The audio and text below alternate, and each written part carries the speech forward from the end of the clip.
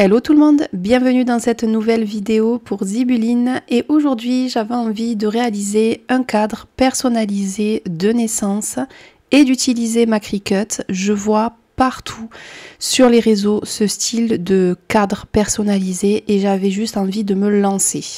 J'ai également sorti du papier aquarelle texturé de la marque Florence parce que j'avais envie de réaliser un fond à l'aquarelle.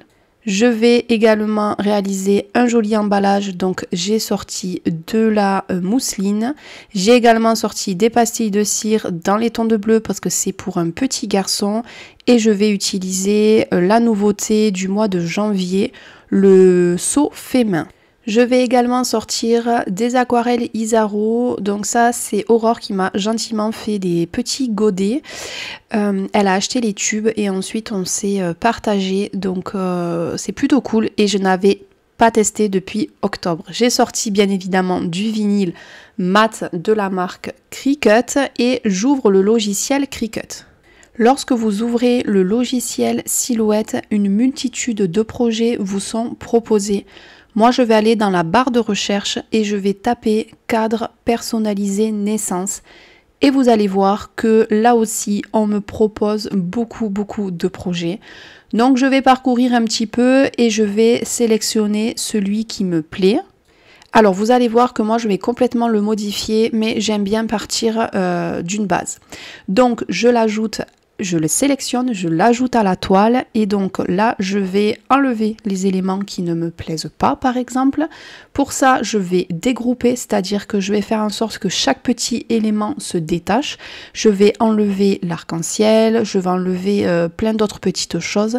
Là vous allez voir c'est encore attaché, donc quand c'est pas dégroupé c'est dissocié il me semble sur Cricut et comme ça je vais avoir chaque élément à part. Et donc ça va me permettre de pouvoir supprimer tout ce dont j'ai besoin. Par exemple les petites barres, je vais également enlever la date et ça va me permettre aussi de bouger chaque élément et de les mettre là où j'ai envie. Je vais aussi du coup rajouter des petites choses. Donc je retourne sur l'accueil et je vais taper le mot girafe parce que j'avais envie de mettre un petit dessin à la place de l'arc-en-ciel. Donc là vous allez voir pareil, une fois que vous tapez girafe dans le moteur de recherche, ça va vous trouver plein de dessins, donc il vous suffit d'en choisir un, de le sélectionner et de l'ajouter à la toile. Là je vais le réduire parce que bien évidemment quand vous ajoutez quelque chose à la toile, il va pas être à la dimension dont vous souhaitez, il suffit tout simplement de le réduire. Donc là je voulais en fait une ligne avec un cœur, donc j'ai tapé cœur ligne et je savais pas si ça allait fonctionner et en fait si j'ai une multitude de lignes avec des cœurs. Donc là pareil, il vous suffit de choisir celui qui vous plaît, de le sélectionner et de l'ajouter à la toile. Le logiciel Cricut est très intuitif et franchement quand on débute dans le vinyle ou dans le flex, je trouve que c'est un bon compromis cette machine parce que elle vous indique à chaque fois qu'est-ce qu'il faut faire. Une fois que j'ai ajouté tous mes éléments, je vais commencer à faire ma mise en page. Donc je réduis aux tailles dont j'ai besoin. Je vais aussi mettre en place ma petite horloge, ma petite balance et ma petite girafe pour commencer à faire ma mise en page.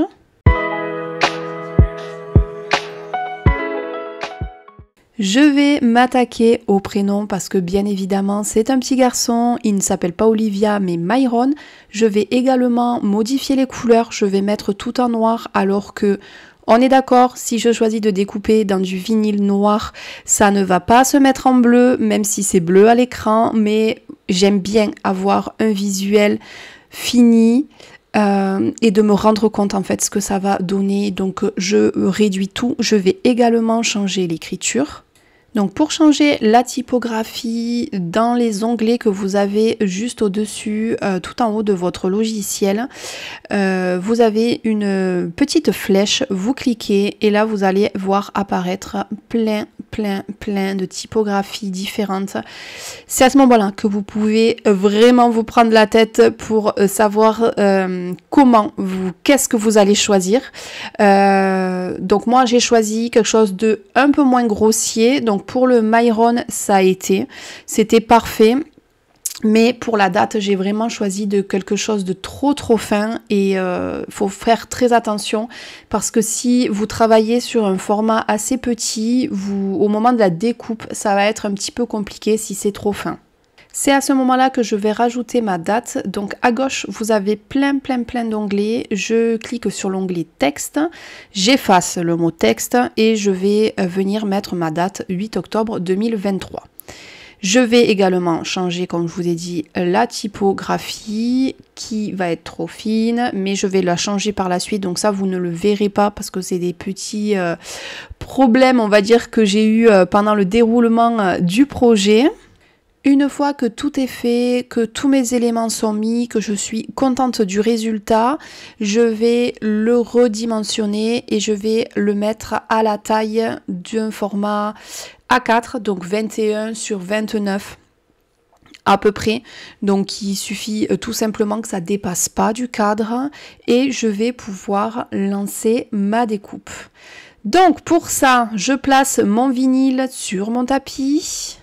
Alors, je sais qu'on peut découper directement dans le vinyle sans utiliser le tapis, mais moi, ça me fait un peu peur. J'ai pas encore testé. Donc, je préfère assurer le coup en mettant mon tapis qui ne collait plus du tout. Donc, j'ai rajouté du washi et je vais lancer la découpe. Donc, pour lancer la découpe sur le logiciel, il suffit de suivre ce qu'il nous dit. Voilà, créer. Ensuite, il vous demande quel type de matériau, donc vinyle mat, et je lance la découpe.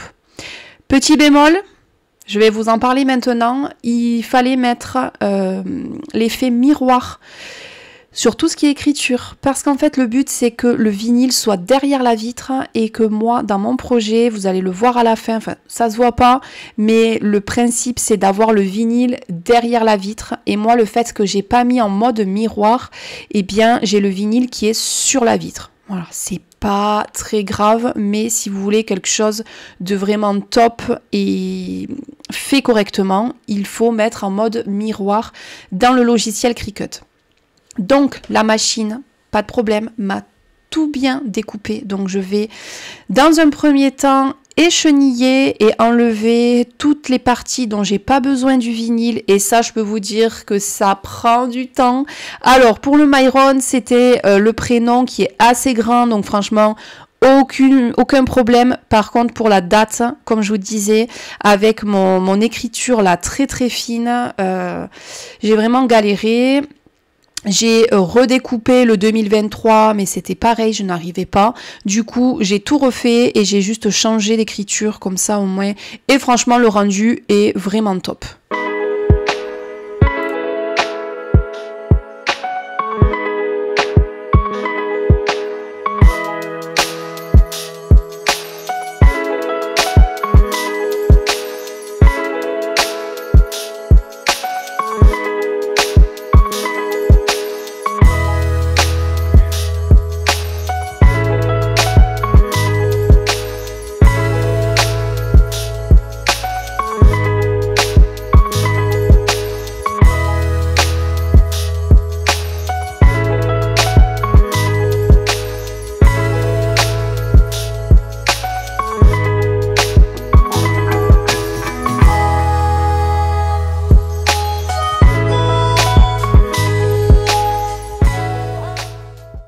Je vous montre le résultat après avoir tout échenillé. Vous voyez, il manque des petits éléments. Vraiment, quand c'est très fin, c'est un peu compliqué à récupérer. Pareil, là, sur le poids, il manque le petit point. Donc, j'utiliserai un feutre pour le rajouter. C'est vraiment des choses qui ne sont pas vraiment très importantes. C'est pour ça qu'il faut faire attention à la taille et faire bien attention que ce soit pas trop fin. Donc maintenant qu'on a tout échenillé, je vais utiliser du papier transfert. Donc je vais couper un morceau dont j'ai besoin. Vous allez voir que je vais réutiliser et réutiliser cette bande. Normalement, vous êtes censé utiliser une feuille de transfert, enfin un morceau de papier transfert à chaque élément, mais moi ce papier transfert vient de chez Amazon et il colle très bien, et donc vous pouvez réencoller plusieurs fois. C'est vrai que à la fin du projet il commençait à plus bien coller, mais j'y suis quand même arrivée, et puis sinon j'aurais coupé une autre bande. Donc je prends la vitre de mon cadre Et je vais commencer à coller. Donc je mets d'abord le prénom Myron et fur et à mesure je vais coller mes éléments. Ce que je vais faire, c'est que je vais m'attaquer direct à la girafe. Comme ça au moins j'ai l'élément en haut et en bas et j'aurai plus qu'à mettre le reste et ça va me permettre de bien centrer tout ça. Je précise que l'emballage derrière le cadre, je vais l'enlever. Hein. Là, je l'avais conservé parce que vitre, contre ma plaque, je ne voyais rien. Voilà, donc cette petite feuille grise m'a permis de visualiser où c'est que j'allais poser mes éléments sur ma vitre et pour que ce soit bien centré. Donc là, je rajoute la date.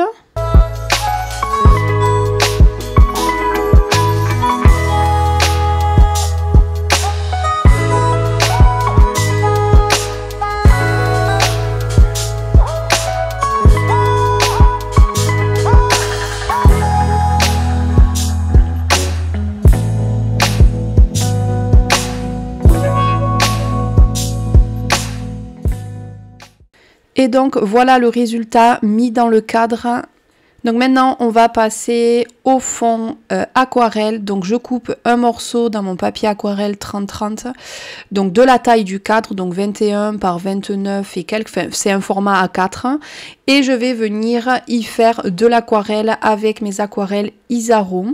Donc moi pour réaliser mes fonds, j'utilise une plaque pour les tamponnages. Je viens y mettre de la couleur, donc très diluée dans un premier temps.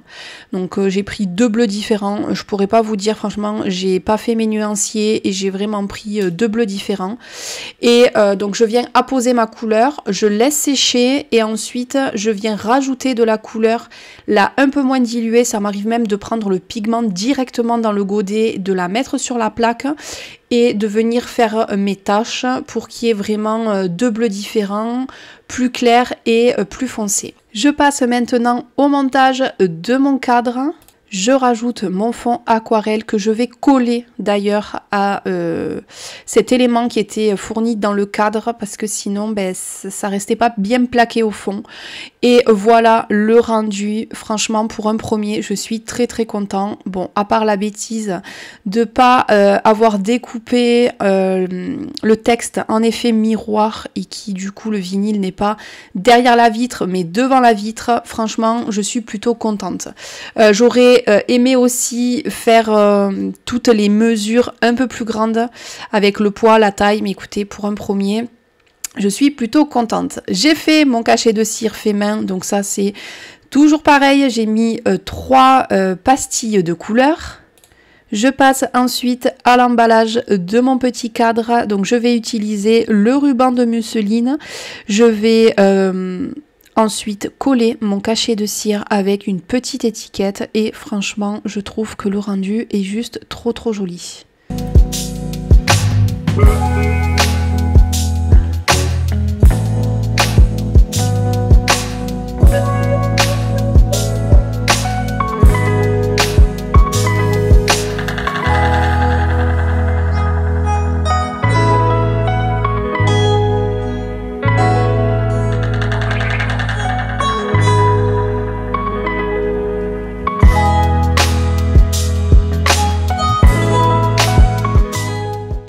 Je vous laisse découvrir le résultat. Pour un premier, je suis plutôt satisfaite. J'espère que cette vidéo vous aura plu et moi je vous dis à bientôt dans une prochaine vidéo. Bye bye!